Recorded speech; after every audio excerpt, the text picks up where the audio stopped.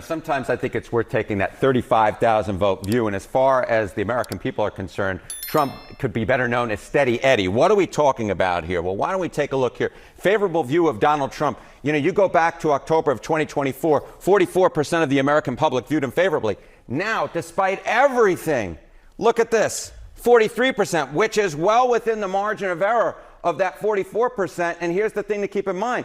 This was good enough to get Trump reelected back in 2024. And Donald Trump is basically at the same point here right now, which I think would surprise a lot of folks, especially a lot of folks on the left who very much disagree with a lot of what Donald Trump has done. But what do you see is underneath that and driving that? Why is he basically the same? Okay, you know, to quote the esteemed caller Dennis Green, the former head coach in the National Football League, Donald Trump is who the voters thought he was. What are we talking about here? Well, is Trump doing what he promised in the 2024 campaign? Yes, 52%. The majority of Americans say that Donald Trump is doing what he promised compared to 48% who said no. So what essentially is going on here is the voters expected all of this from Donald Trump. The majority did, and that is why his favorable rating, simply put, has not really moved all that much compared to where it was a year ago. Trump is basically doing what the American people thought that he was going to do. Indeed, if you look at the numbers, Trump has basically the steadiest favorable rating this much through a presidency of any president on record, and it's basically where he was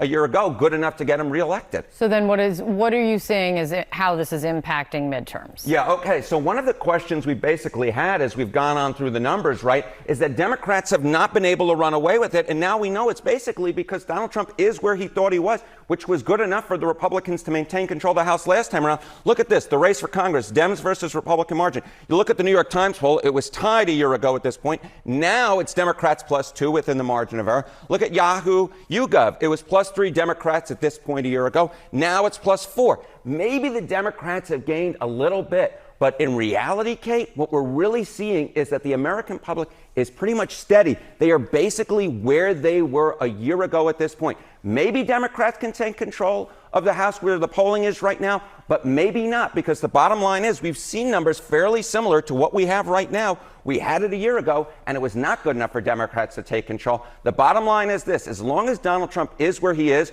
Republicans will, in fact, remain competitive. If they, in fact, gain a little bit, it really would not be that surprising to me if Republicans were able to maintain control of the House, especially given their redistricting efforts in many of those states. Fascinating. It's a really good look, Harry. Thank you so much. Thank you, Kate.